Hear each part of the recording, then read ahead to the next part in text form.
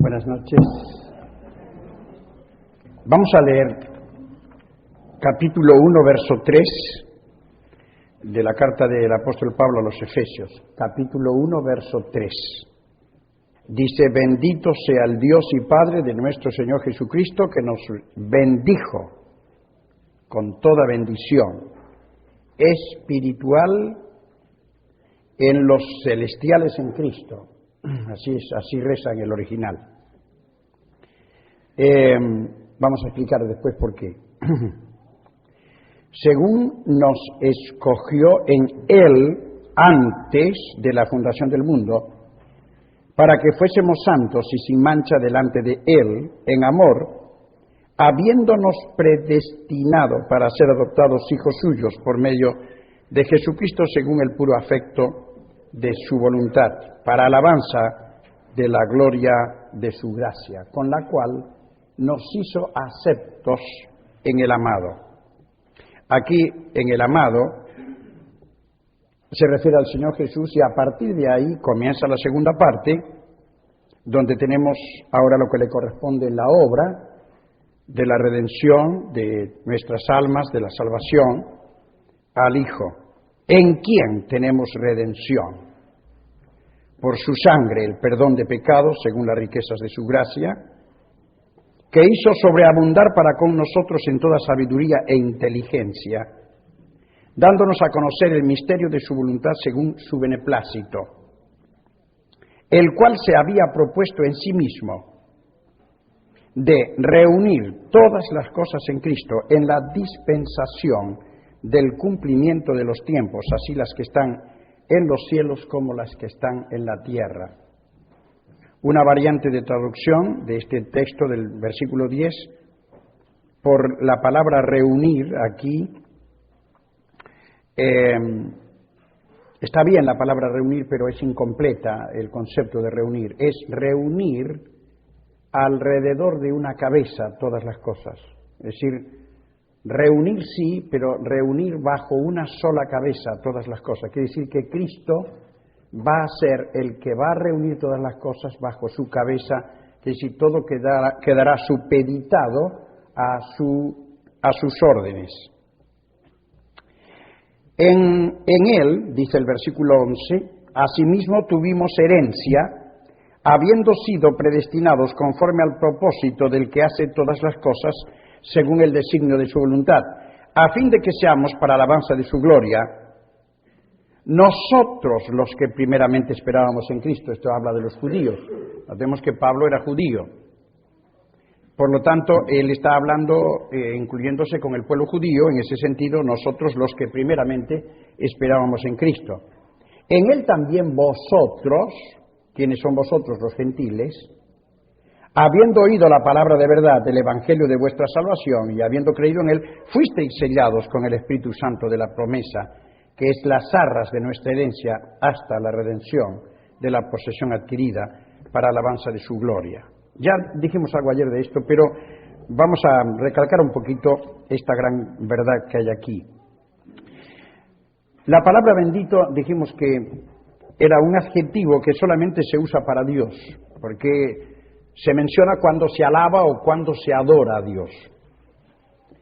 Pero enseguida Pablo dice que debe ser bendito el Dios y Padre de nuestro Señor Jesucristo, quien nos bendijo con toda bendición espiritual.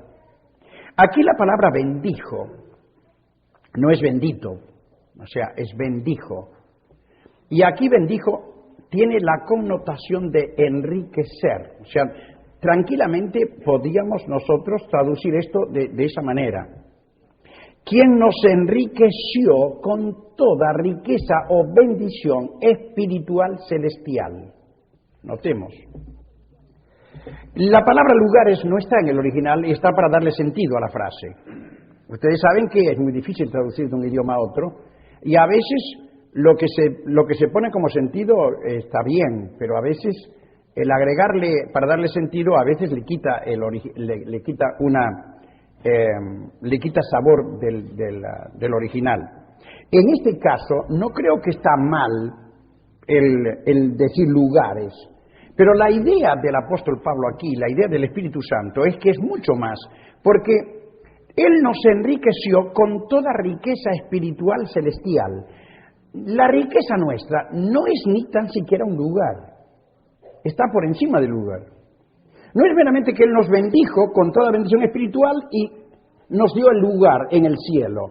No, es que nuestra riqueza es de un carácter celestial, que es mucho más que decir voy a estar en el cielo. Es mi riqueza la que es celestial. Ahora, aquí hay una verdad que debemos de entender bien. Los misterios de Dios no los conoce nadie.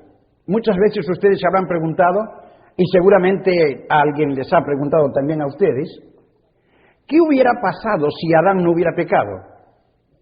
Eso es una pregunta muy común. ¿Qué pasaría si Adán no hubiera pecado? Bueno, no habría pecado. Si Adán no hubiera pecado, no habría pecado. Pero ¿y qué pasa con la iglesia? ¿Hubiera habido iglesia? Yo les digo sí, porque en los propósitos de Dios la iglesia estaba. No puedo meterme yo en los problemas de Dios, no me voy a meter en lo que Él nos revela, pero en los propósitos de Dios estaba la iglesia. ¿Cómo iba a ser para cambiar la situación de Adán terrenal a Adán espiritual? No sé cómo lo haría Dios, pero en los propósitos de Dios la iglesia estaba. Lo que les puedo decir es una cosa, que muchas veces nosotros lloramos y nos preocupamos tremendamente del hecho de que Adán pecó y por qué pecó y la ruina de la humanidad y la cantidad de cosas que van a... Pero saben que a mí no me preocupa tanto eso. No me preocupa tanto eso. Porque no me preocupa tanto eso, porque la redención que se menciona aquí, la redención del Señor Jesús fue mucho más allá de volvernos a la posición que Adán perdió. Porque, ¿qué perdió Adán? Perdió la comunión con Dios, es mucho. Perdió de adorar a Dios como tenía que haberlo adorado, claro, por el pecado lo perdió. ¿Qué perdió Adán? Perdió la posibilidad de vivir eternamente en la tierra sin morir siempre que comiese del árbol de la vida. Perdió todo eso, sí, pero está bien.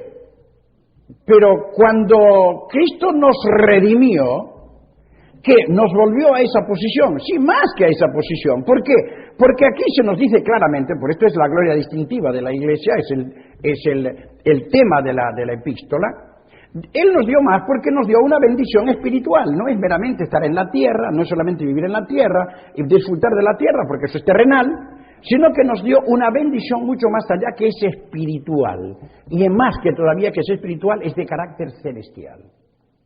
La Iglesia es un pueblo espiritual celestial. Israel pudo haber sido, y en el futuro será, un pueblo espiritual pero terrenal.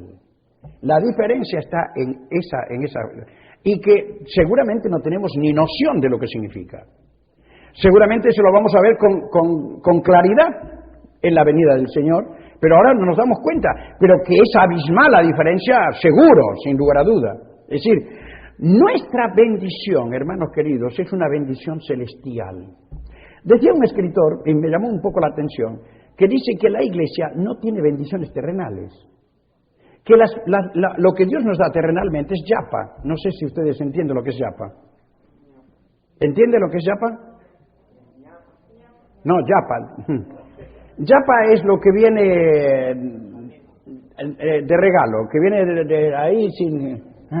Como quieren decir, Dios nos dio la bendición espiritual, nos bendijo con toda bendición espiritual y celestial, y encima, no como una bendición, sino como algo, toma ahí, para que sepa que soy bueno y para que no te falta de nada, toma también lo terrenal allá. Pero no mida la bendición como una gran cosa lo material, porque muchas veces pensamos que la bendición es la material. ¿Quieren que les diga una cosa? Nuestro cristianismo de hoy es un cristianismo que está mal enfocado. ¿Saben por qué? Porque generalmente estoy hablando universalmente del cristianismo de nuestro tiempo, y no estoy hablando del cristianismo pseudo-cristianismo, sino del cristianismo aún evangélico. Estamos viviendo un cristianismo que está basado más en las bendiciones que en Dios.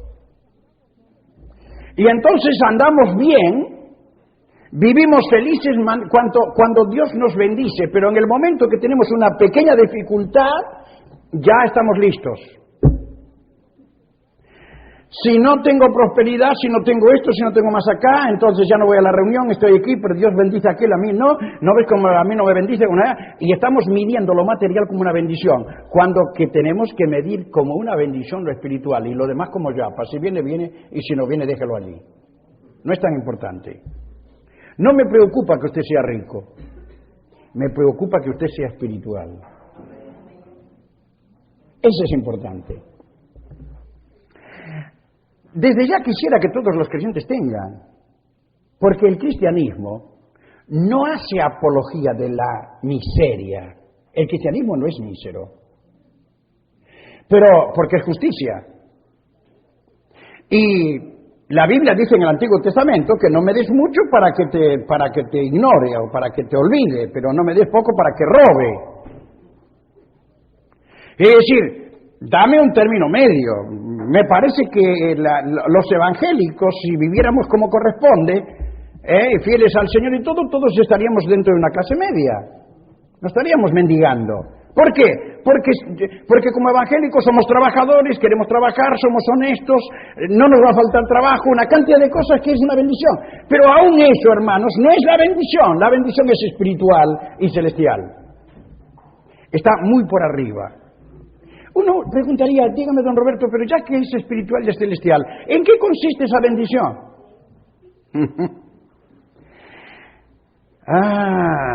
Dice, nos escogió. Este escoger, tenemos que darnos cuenta del concepto de todo el Nuevo Testamento. Este escoger tiene que ver con el pasaje de Romanos, que comienza con el conocimiento, y con 1 Pedro, cuando dice que Él nos preconoció. Es decir, Él conoció de antemano, el conocimiento de Dios de antemano. A los que antes conoció, a estos también eligió o escogió. Nunca tenemos que pensar, por más dificultad que tengamos para entender, que Dios es un Dios injusto. La Biblia determina que Dios es un Dios que no hace acepción de personas. Para Dios el rico y el pobre, el negro y el blanco, el niño y el anciano, el joven y la señorita. Para Dios todos los hombres cuentan. Para Él no hay diferencias, Él quiere a todos. De tal manera amó Dios al mundo que ha dado a su Hijo unigénito para que todo aquel que en Él cree no se pierda, mas tenga vida eterna. Esto tenemos que tenerlo en cuenta. No podríamos justificar a un Dios, como lo muestra la Biblia, como un Dios santo, como un Dios justo y como un Dios amor, que dijese, usted se salva y usted se pierde. Y yo lo elegí para salvación y usted lo elegí para condenación porque yo soy soberano. Eso es un absurdo. La soberanía de Dios no consiste en arbitrariedad, sino consiste en libertad. La soberanía de Dios es que Él ha hecho a seres libres. Y para hacerlos libres tiene que saber elegir y tiene que poder elegir. Y Satanás tuvo elección y pecó. No me digan por qué pecó, es un problema de él. Pero pudo no haber pecado. Que pecó no tiene ningún justificativo, nada. Por eso es condenado. No, y no se justifica de ninguna manera tampoco el hombre. No hay justificación. El hombre ha sido puesto libre y pudo haber sido mantenido santo y no se mantuvo, fue pecador. Cristo vino al mundo, queridos míos, y fue perfecto hombre. Él fue tentado y sin embargo Él no cayó en el pecado. Y Él fue firme. Algunos dicen porque Él era impecable, no podía pecar. No nos metamos en ese terreno, dejémoslo allí. Es pisar tierra santa, porque la Biblia no dice nada de eso. La Biblia nos presenta un ser perfecto que fue tremendamente tentado por todos lados y que no se dio, y eso es lo que me sirve a mí. Ese Salvador es el que me sirve a mí, que fue hecho a mi semejanza, sin pecado, y que fue tentado y que Él se mantuvo, y por eso me sirve a mí ahora como un sumo sacerdote. Él se compadece porque padeció conmigo, pero Él me puede salvar porque Él no cayó. Que Dios nos ayude para eso. Y no nos metamos más allá. Si Dios lo ha hecho impecable o no ha hecho impecable, la Biblia no aclara eso, de ninguna manera. Dejémoslo allí. Lo único que la Biblia nos presenta, claro, lo que tenemos que tener los pensamientos claros. La Biblia lo presenta como puro, como santo y probado, y quedó fiel, y por eso nos pudo salvar. Eso es lo que la Biblia declara. Después todo lo demás es pura filosofía. Y la filosofía de los hombres lo único que hace es embrollar de tal manera la verdad de Dios que a veces nos hace tambalear en nuestras creencias por a veces la filosofía de los hombres. Y a veces filosofía de hombres que son buenos, pero que son más teólogos que bíblicos. Qué bueno es que sepamos que la bendición está en lo que dice aquí. Dice, para que fuésemos santos y sin mancha delante de Él en amor. Esta es bendición. Que Dios se haya propuesto hacerme a mí de lo que era un santo, separarme para Él para que pudiera gozar de la eternidad, de ese lugar de bendición y de ese estado de cielo. Eso que corresponde a lo que es Dios. Participar dentro de su eternidad. Qué maravilloso es pensar, qué bendición es que así como Él fue santo, así Él quiso hacernos santos por la obra de Cristo para que pudiésemos disfrutar de Él por toda la eternidad. Esto es bendición. Esto es bendición. Además dice que nos predestinó para ser adoptados hijos suyos por medio de Jesucristo. La palabra aquí predestinado a ser adoptado hijo. Predestinar es dar un destino por anticipado. Solamente Dios puede hacer eso. ¿Quién puede dar un destino por anticipado? Nadie pudo haberme dicho a mí si yo iba a ir al cielo, pues Dios sí. Dios sabía que yo iba a ir. Saber es una cosa, determinar es otra. Dios no me determinó que yo vaya al cielo contra otro que no vaya. Él determinó que todos pueden ir al cielo. Algunos van, otros no. Pero como Él lo sabía de antemano, ya me destinó lugar. Y ya tengo lugar en el cielo. Ya tú tienes lugar, todos tenemos lugar. Estamos predestinados. Sabemos el lugar que allí. Pero notemos que aquí no es tanto el predestinar un lugar, sino predestinar a hacer algo. Aquí nos predestinó para ser adoptados hijos suyos por medio de Jesucristo. Una de las cosas que no se entiende bien es la palabra adopción en la Biblia. Por lo regular nosotros asimilamos las palabras con el concepto actual. Hablar de adopción hoy, ¿qué significa? Un matrimonio o alguien que no tiene hijos o que los tiene. Y que, bueno, quiere tener más. O por misericordia o por lazos familiares o por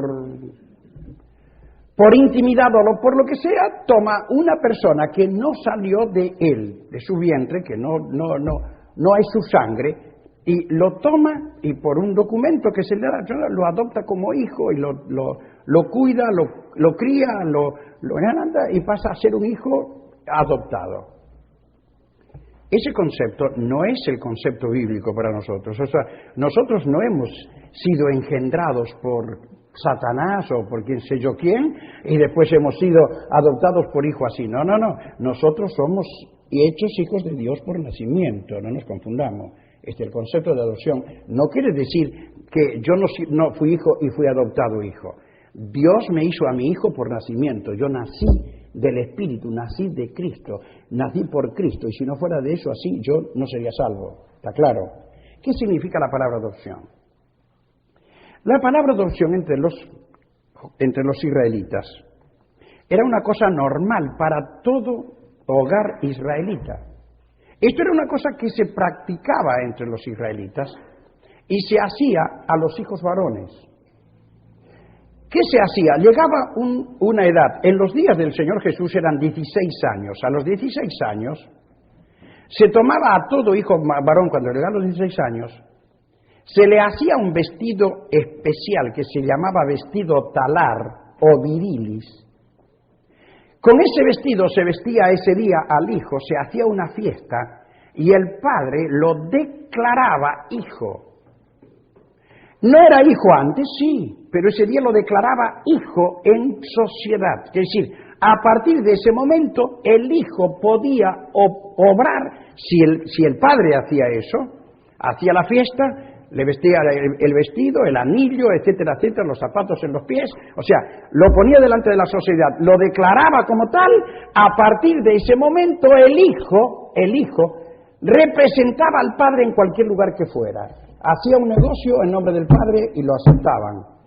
Pedía dinero prestado y si al padre se lo prestarían, si el padre era correcto, el hijo tenía la misma plata que el padre. A dónde iba tenía el crédito del padre, representaba al padre en todo lugar donde fuera.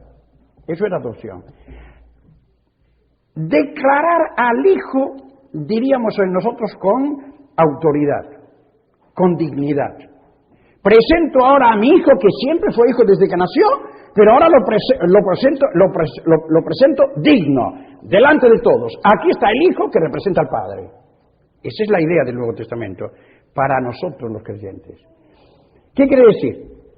A todos los que le recibieron, a todos los que creen en su nombre, Dios les ha dado la autoridad de que vayan al mundo y se llamen hijos de Dios. Perdónenme la variante de traducción que hago de mía y me hago responsable de ella. Y no es ninguna locura, es lo que el texto griego acepta hacer. Es decir, Dios me ha dado a mí la autoridad que me presente en el mundo como un hijo adoptivo, es decir, un hijo en mayor de edad, un hijo que Él me manda al mundo para que lo represente a Dios. ¿Qué les parece a ustedes? ¿Es bendición o no es bendición esta? ¿Es bendición o no es bendición, hermano?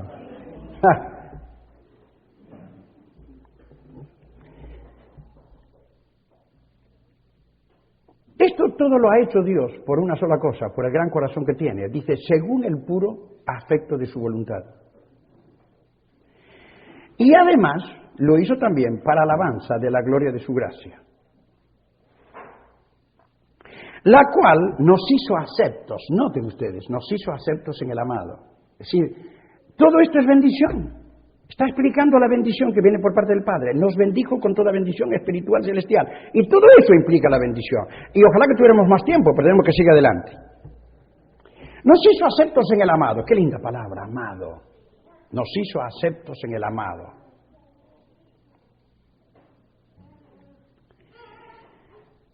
¿Amado de quién? ¿Amado de quién? No, es Jesús acá. ¿Amado de quién? Amado del Padre. Y tendría que ser amado nuestro, ¿no? ¿Qué les parece? ¿Hay motivos para que amemos al Señor o no? ¿Qué les parece? ¿Hay motivos o no? ¿Por qué a veces nuestras vidas son tan pobres? ¿Por qué somos tan infieles? ¿Por qué somos tan desobedientes? ¿Le amamos en serio?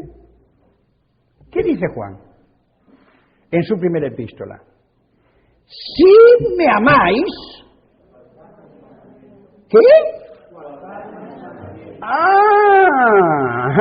Si me amáis, como dije, a ver hermanos que me gusta como dijeron, a ver, guardad mis mandamientos. Si me amáis, guardad mis mandamientos. En otras palabras, si me amáis, obedecedme. Si me amáis, obedecedme. Ay, papito, cuánto te quiero. Papá, padre mío, cómo te quiero. Algunos dirían, ay, papá, cuánto te quiero. Mira, tanto te quiero que hasta te trato de vos, o te trato de usted. Ay, padre, cuánto lo quiero. Tengo un respeto bárbaro por usted. Pero ustedes saben que no es de usted, ni de tú, ni nada el respeto. El respeto no consiste en la forma como en la forma como se trata. Cuando mi papá llegó de España, de Argentina a España, yo nací en Argentina, pero mi papá me llevó a España y me criaron en España. Después volvimos a Argentina. Yo volví el primero cuando tenía 20 años. Cuando fuimos allí, todos los hijos trataban a los padres de usted. ¿Quién se va a atrever a decirle al padre tú? Y nosotros íbamos de Argentina y claro, y tú acostumbrados a decir tú, y bueno, tú, y tú. Todos dicen, qué descorteses estos chicos, ya se ve que fueron a América, qué mal que han venido de allí, qué pervertida debe estar América. Pero pasó el tiempo, queridos míos, pasó el tiempo. Y ya los chicos estos que empezaron a decirle tú de chiquitos, ya empezaron a tener 10, 12, 14, 15 años, se convirtieron, se bautizaron. Y en el pueblo todo el mundo está esperando a ver qué van a hacer estos que le tratan de tú al Padre. Y se dieron cuenta que nadie respetaba al Padre como nosotros. Nadie. Y esos que le decían usted al Padre no lo respetaban nada. Macana. Hacían cualquier cosa hacían. Pero nosotros respetábamos al Padre y siempre es una cosa buena. Pero querido, ¿cómo le dices a tu papá? Papito, papá, pa, como quieren ahora, y ya es tan chico el hombre que ahora no sé si aquí le hacen así, pero en Argentina todos los chicos le dicen al padre pa. Primero papi, después pa, ahora no sé que dentro de poco, y después no sé. Ya no le van a decir nada ya. Pero bueno, díganle como quieran, el asunto es una cosa, papá, papito, padre, como usted quiera. ¿Cuánto te quiero? ¿Cuánto sabes cómo te respeto? ¿Sí? ¿En serio? Yo te hago una pregunta. ¿Lo obedeces? ¿Lo respetas? ¿Lo obedeces? Una cosa es decir amo y otra cosa es amar. La Biblia dice que el amar no son palabras, son hechos. Querida esposa, ¿cómo te quiero? ¿Sabes? Te comería, ay, pero ¿sabes cómo te quiero? Pero nunca jamás se acuerda de ella. Ay, querido, ¿cuánto te quiero? Pero lo único que quiero es, te quiero mucho, pero mira, nunca vengas a la casa, déjame estar sola. No, cuando se quiere dice, ay, ¿cuándo llegarás? ¿Cuándo vendrás? No puedo vivir sin ti. ¿A dónde vas? ¿Te quieres que te acompañe? Todo eso, ¿cierto? Ustedes saben bien. No, el amor no consiste en palabras. Ahora, yo no tengo ninguna duda, de dos cosas. ¿Saben qué? De que el Padre ama al Hijo. El Dios ama al Señor Jesucristo. Él pudo decirle amado en otra epístola. La traducción más correcta sería el Hijo de su amor.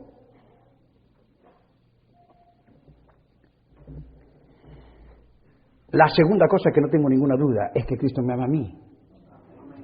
Y puedo decir con Pablo, el Hijo de Dios me amó a mí y se entregó a sí mismo por mí. El Hijo de Dios me amó a mí y se entregó a sí mismo por mí.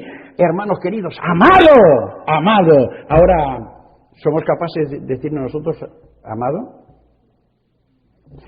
Les voy a pedir un favor. ¿Hicieron el ejercicio? ¿Cuántas oraciones hay? Los Efesios 1:16, en el 3:14 y en el 6:18. Sí, pero allí hay una exhortación a orar, pero oraciones de Pablo hay dos, las dijiste bien. Una es en el capítulo 1, versículo 15 y la otra, capítulo 3, verso 14 al 21. Muy bien. La otra es una exhortación a orar. Pero yo dije cuántas oraciones oraciones de Pablo, que él menciona cómo él oraba, ¿no? Ahora les voy a dar otro ejercicio. Porque cuando van a casa, no traten de repetir 10, 15 o 20 veces. Señor, ¿cuánto me amas? Señor, ¿cuánto me amas? Señor, ¿cuánto me amas? Y dígalo cada 5 minutos, cada 1 minuto, cada 3, como quiera. Pero usted póngase en contacto con el Señor, olvídese de todo y dice, Señor, ¿cuánto me amas? Señor, ¿cuánto me amas? Señor, ¿cuánto me amas? Señor, ¿cuánto me amas? Si usted puede estar todo el tiempo y no tiene ningún miedo a decir eso. Pero después que dijo unas cuantas veces, trate de decirle, Señor, ¿cuánto te amo? Trate de hacerlo. Y usted va a ver, se da cuenta que cuando usted está en la presencia de Dios y cuando usted está seriamente en la presencia de Dios, allí nadie se puede engañar. Porque en la presencia de Dios, ¿a quién vamos a engañar en la presencia de Dios? Yo lo puedo engañar a él aquí, lo puedo engañar allá, lo puedo engañar a ustedes acá. Como decimos en Argentina, le puedo vender un gran boleto, pero ¿qué hacemos con vender un gran boleto? Boleto allí es el boleto del tranvía, ¿no? O del tranvía, ¿qué tranvía? Del colectivo, del bus, Pero, y venderle un gran boleto es decir, venderle un boleto que no sirve. O sea, usted calcule que yo vengo voy al tren y me quedo con el boleto acá y Choma, te vendo el boleto para que vayas al tranvía. O sea, si no sirve, si ya lo usé. O sea, no sirve. Pero hay gente que vende sus boletos, ¿vio? El boleto quiere decir es engañar. Yo les podría engañar a ustedes, venderle un gran boleto. Así aprenden algo de argentino. Pero a Dios, ¿quién no va a engañar a Dios? ¿Quién no va a engañar a Dios? Cuando nosotros nos ponemos a conciencia delante de Dios y nos ponemos delante de Él, y bueno, cuando vamos a decir, Señor, ¿cuánto te amo? Pero ¿en serio? No, tenemos que amarlo y después decirlo. ¡Ay, qué buena esta palabra! Aceptos en el amado. Hermanos queridos, somos aceptos en el amado. ¿Qué tenemos en ese amado? En primer lugar, tenemos redención. ¿Qué es redención? Redimir es comprar. Apolitrosin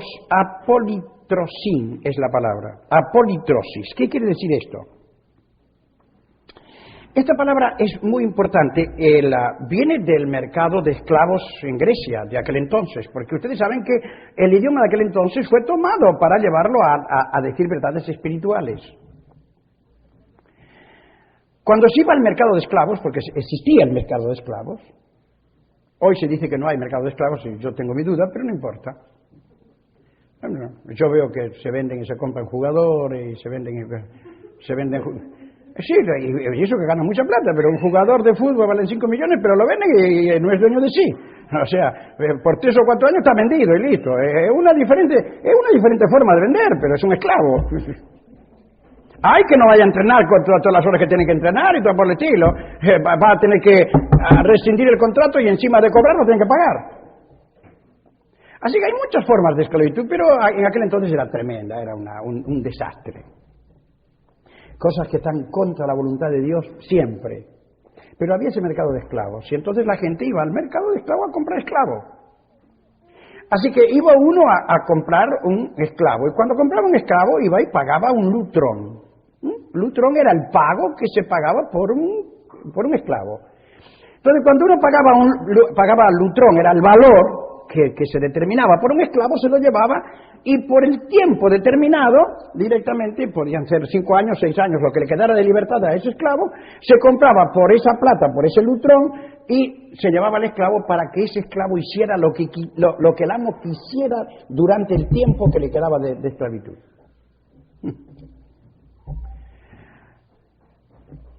12 de la noche, ¡levántese! Tiene que levantarse ahí dormido, como sea, ir a hacer lo que quería él. A la mañana, a la tarde, a la noche, cuando quería. Estaba las 24 horas a disposición del amo para hacer lo que el amo se le antojara hacer. Pero, ¿saben que había una posibilidad? Había una posibilidad de que alguien viniese al mercado de esclavos y en lugar de pagar un lutrón, se pagaba un apolutrón o apolutrosis, como dice apolutrosin, como es la palabra aquí por la desinencia que tiene, por el tiempo en que está el verbo, etcétera, etcétera. ¿Qué hacía? Pagaba, el lutrón lo pagaba, pero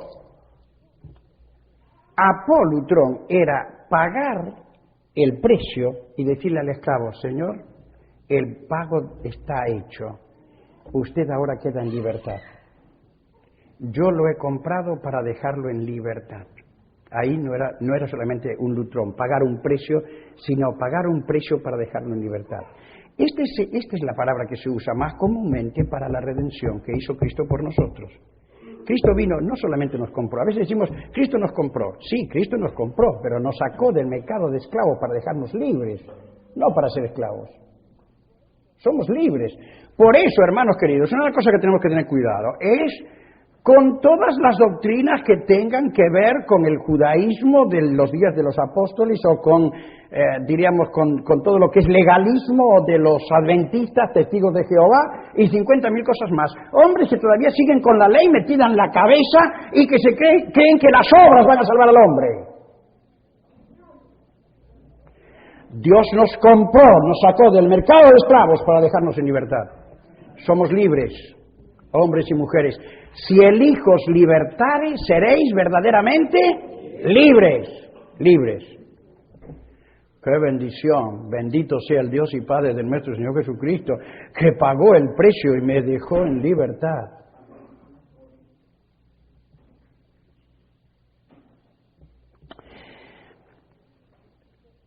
No le costó poco al Señor esta redención, ¿o sí? Es gratis para mí. Es gratis para ti, es un don. Es charis, es gracia. Sí, dirá, es un amor hacia personas que no merecen. El amor de Dios manifestado en acción, hecho realidad, hacia personas que no merecen. Sí, pero ¿y a él no le costó nada? Le costó nada menos ni nada más que la sangre. Le costó la vida. Tu salvación y mi salvación costó la vida de Cristo. No es poco. Y eso es lo que nos dice el texto. La redención por su sangre. El perdón de pecados. Según las riquezas de su gracia.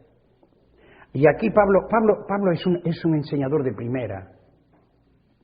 Mire, él termina el versículo anterior y nos dice que nos hizo aceptos en el amado. Toma la palabra amado, noten ustedes, toma la palabra amado y la desarrolla y dice, aceptos en el amado, ¿en quién tenemos redención por su sangre, el perdón de pecados, por la riqueza de su gracia? Toma la palabra gracia y vuelve otra vez al hilo, la palabra gracia. ¿Y qué dice la palabra gracia? La cual hizo, esa es seguramente una variante de traducción, la cual hizo sobreabundar para con nosotros en toda sabiduría e inteligencia. Es decir, esa gracia la hizo sobreabundar para con todos nosotros. Sobreabundar para con todos nosotros en toda sabiduría e inteligencia. Ustedes fíjense en la cantidad de cosas. La gracia que me salva no queda en la gracia que me salva. Es la gracia que sigue sobreabundando, sobrepuja, es sobresaliente. ¿Pero para qué? Para darme sabiduría y para darme inteligencia, porque sin eso no podría crecer en la vida espiritual. No me dejó solamente salvado a la que te criaste. No quedé allí a llevar por todos vientos. No. Me dio sabiduría e inteligencia para comprender, para entender toda esa cosa tan maravillosa que comprende la bendición de Dios, que es espiritual y celestial. Pero más, dándonos a conocer el misterio de su voluntad. 3 veces usa el apóstol esta palabra misterio, dándonos a conocer el misterio de su voluntad. ¿Qué es el misterio de su voluntad? En primer lugar, este misterio es Cristo. Es un misterio que el Dios eterno se ha hecho hombre, que vivió como hombre, que murió y que resucitó. Es un misterio. Estaba en el Antiguo Testamento, pero nadie lo entendía. Pero ahora es un misterio revelado, se entiende, es eso. Pero además es un misterio más que Cristo. Es lo que está connotado con Cristo, que es la Iglesia del Señor, que era un misterio que no se reveló en las generaciones pasadas. Eso lo vamos a ver en el capítulo 3. Pero nos dio a conocer el misterio de su voluntad, en su beneplácito, su bondad, el cual se había propuesto en sí mismo. ¿De qué? De reunir todas las cosas bajo una cabeza que es Cristo. O sea, dice él, Cristo no es solamente el Redentor que vino a librarnos de nuestros pecados, no. Es el Redentor Señor. Es el Redentor cabeza, que todo quedará supeditado a Él y todo será gobernado por Él.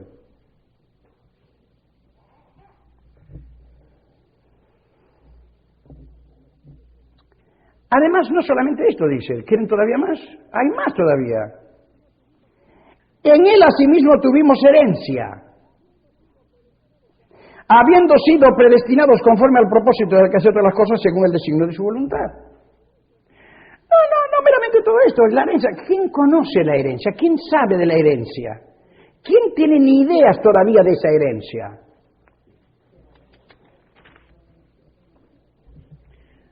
Termina esta frase del Hijo y dice, a fin de que seamos para alabanza de su gloria. Y dice nosotros los que primeramente esperábamos en Cristo, judíos. En Él también vosotros, habiendo oído la palabra de verdad, el evangelio de vuestra salvación, y habiendo creído en Él, fuisteis sellados con el Espíritu Santo de la promesa. Y aquí viene la obra del Espíritu Santo. ¿Qué hace el Espíritu Santo? El Espíritu Santo tiene que ver, habiendo oído la palabra de verdad, ya hay una obra del Espíritu al oír la palabra de verdad. Ustedes saben que nadie se convertiría con oír la palabra de Dios si no estuviese el Espíritu de Dios obrando por la palabra. Por eso la palabra de Dios no es una simple palabra, la palabra de Dios es viva y eficaz y más penetrante que espada de 2 filos. Es el arma de Dios, es el Espíritu de la palabra lo que hace bien. Qué importante es que nosotros sepamos que cuando se predica el Evangelio, cuando se predica la palabra, esta palabra tiene que dar primero conocimiento a las personas. En segundo lugar, nunca se olviden que la fe se produce en las personas como obra de Dios. En primer lugar, por conocimiento. La fe viene por el oír y el oír de la palabra de Dios, pero con conocimiento no hay fe. La fe no es conocimiento. Es un ingrediente de la fe, es una parte de la fe. Sin conocimiento no hay fe. Por lo tanto, descartamos totalmente lo que se nos dice por ahí muchas veces, y es una pregunta de todo el mundo. Ustedes tienen una fe ciega. ¿Cómo una fe ciega? ¿Usted tiene una fe ciega, hermano? No, ¿qué ciega? Otra que ciega. Yo tengo la fe fundada en el conocimiento más grande que puede haber en la tierra. Es la revelación de Dios. No es meramente una historia, es la revelación de Dios, comprobada históricamente, la revelación de Dios. Sobre ese conocimiento yo pongo la fe, no lo pongo en el aire. Los que ponen el aire son los que ponen la fe ¿cómo se dice? En la evolución. Los que tienen la fe en el aire son los que están siempre cambiando de teorías, una teoría de otra mañana. Ustedes saben que las teorías de la evolución cambian todos los días. Hay tantas teorías de evolución como hombres hay en el mundo. Yo tengo la fe fundada en una revelación que nunca cambió y dijo hoy, ayer, y aunque los hombres hoy no entendieran lo que dijo, mañana lo entendieron, y cosas que los hombres no entendieron de la Biblia hace muchos siglos, si las hubieran entendido, hubieran descubierto antes que la tierra es redonda.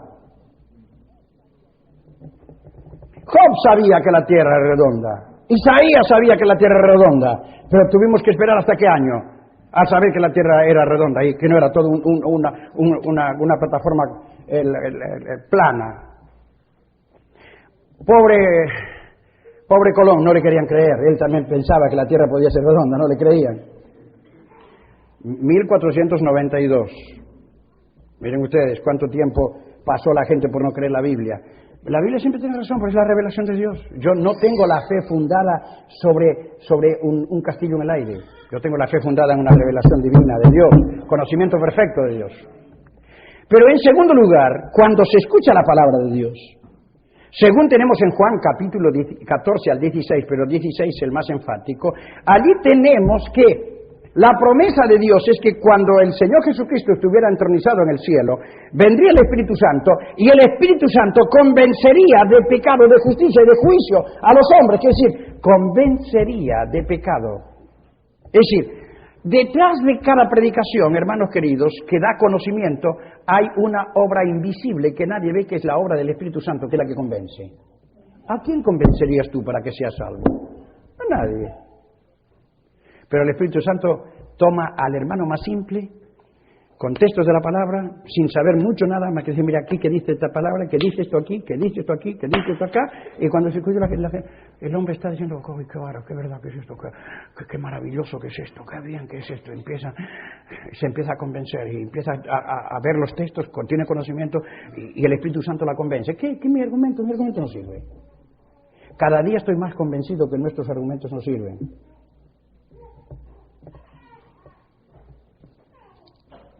Cada día, a donde voy, campamentos de aquí y de allá. Don Roberto, ¿y cómo le puedo contestar a una persona que dice, ¿quién hizo a Dios? Yo digo, yo soy muy fácil, yo le digo muy fácil. Así que, ¿quieren que le conteste yo? Yo le contesto enseguida. ¿Quieres que te diga quién conoció a Dios? ¿Quién hizo a Dios? Yo. Yo lo hice a Dios. ¿Cómo? Yo lo hice a Dios. Anda, mentiroso. Ah, ¿te das cuenta? ¿Viste? Aunque te diga cualquier cosa, no la vas a creer. No vas a creer. No la vas a creer. ¿Por qué? ¿Quién va a creer? Si sabe que si todos tenemos arriba que sobre Dios no hay nada. O sea, cualquier cosa que tú digas no la vas a creer. Así que yo fui. Y ahí, chao, y se terminó. Entonces yo le digo, no sabes que si alguien supiera que Dios, a quién creó a Dios, o quién es Dios, o lo comprendiera a Dios, estaría por encima de Dios. Entonces, ¿para qué queremos? Directamente no serviría a ese Dios. Yo quiero un Dios que esté por encima de todo, no un Dios que esté por abajo de todo, que esté por encima de todo. A ese Dios es el que la Biblia me revela, y a ese Dios es el que quiero, a ese es el Dios que creo. Hermanos queridos, detrás de cada predicación, no nos olviden, está dar el conocimiento bíblico y la convicción del Espíritu. Y en ese momento, cuando la persona tiene conocimiento y tiene convicción del Espíritu, lo único que tiene que hacer, Señor, acepto, recibo. Esa es la fe que salva. Hay mucha fe que es puro asentimiento. Hay mucha gente que asiente. ¿Crees tú en el Señor Jesucristo? Sí, yo creo. ¿Tú quieres ser salvo? Sí, yo quiero ser salvo. Levanta la mano. Levanta la mano. Y ya eres salvo. Eso es un asentimiento, pero de ahí a conversión. Hay mucho, queridos, hay mucho. La conversión tiene que haber tiene que haber conocimiento de lo que está en manos, y tiene que haber convicción, tiene que haber una obra del Espíritu. Hasta que el Espíritu convence a una persona, por más que diga yo creo, es puro engaño. Tiene que haber una convicción del Espíritu de Dios, entonces si la persona dice acepto y lo recibo en mi alma, y entonces soy salvo. ¿Qué pasa entonces? En ese mismo instante el Espíritu Santo sella a esa persona, le pone un sello, ahí está. Algunos dicen que la salvación se puede perder, no sé cómo van a ser, ¿quién le va a sacar el sello a una persona convertida? ¿Satanás se la va a sacar? Díganme ustedes quién le va a sacar el sello a una persona que está sellada por el Espíritu Santo. ¿Quién lo va a sacar? Si hay alguno que se atreva a decir aquí, yo lo puedo sacar, que venga. A ver con qué pecado se saca el sello del Espíritu Santo de una persona. No. Miren, hay muchas personas que se equivocan entre decir que se pierde la salvación porque nunca la tuvo, eso sí. El que no la tuvo, claro que la va a perder. Pero no la tuvo. Pero el que la tuvo y fue sellado por el Espíritu Santo, no, queridos. Miren, esa persona va a dar enseguida señales de vida. Enseguida la vamos a ver que cambia. Vamos a darnos cuenta que es otra persona. Si robaba no va a robar, si fumaba no va a fumar, si bebía no va a beber, no se va a emborrachar. Porque no dije beber, a ver si van a pensar que no soy tan astemio como a ustedes les parece. Pero yo sé que las costumbres son diferentes en un lugar en otro, pero la Biblia no determina que uno no puede tomar un poco de vino si quiere tomarlo, pero ojo con que no sea más que un poquito, porque por eso es el peligro, y yo por eso no lo tomo.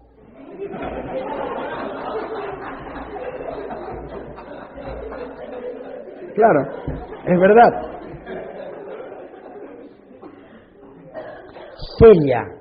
Sella.